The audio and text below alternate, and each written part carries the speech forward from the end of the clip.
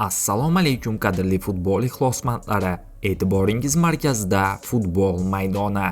Kanalimizga obuna bo'lib, videolarimizga bir dona like bosishingizni so'rab qolamiz. Yaxshilab o'rnashib oling. Demak, biz boshladik.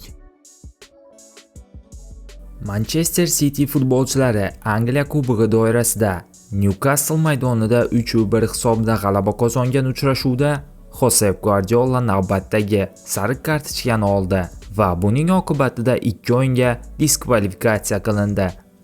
St. James Parkdagi o'yin davomida Guardiola zaxira hakami bilan bahsga kirishdi va Newcastle himoyachisi Kieran Trippierning shaharliklar vingeri Jeremy Dokuga qilgan qo'pol harakatiga nisbatan keskin norozilik bildirdi. Natijada Guardiola sariq kartochka oldi. Bu uning joriy mavsumdagi 6-ogohlantirilishi bo'ldi va u 2 o'yinga chetlatildi. Bu chetlatish Premier Liga va Angliya Kubogi o'yinlariga taalluqli, ammo Yevrokuboklar va ichki kubok finallariga tegishli emas. Shu sababli Guardiola 22-mart kuni Arsenalga qarshi bo'lib o'tadigan Liga Kubogi finalida jamoa zaxira o'rindig'ida bo'ladi.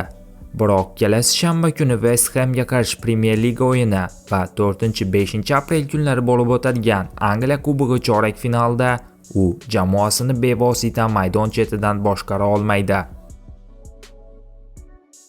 Bugungi dasturimiz shundan iborat edi. Video sizga ma'qul kelgan bo'lsa, bir dona like bosib, kanalimizga obuna bo'lishingizni so'rab qolamiz. E'tiboringiz uchun katta rahmat. Bizni kuzatishda davom eting.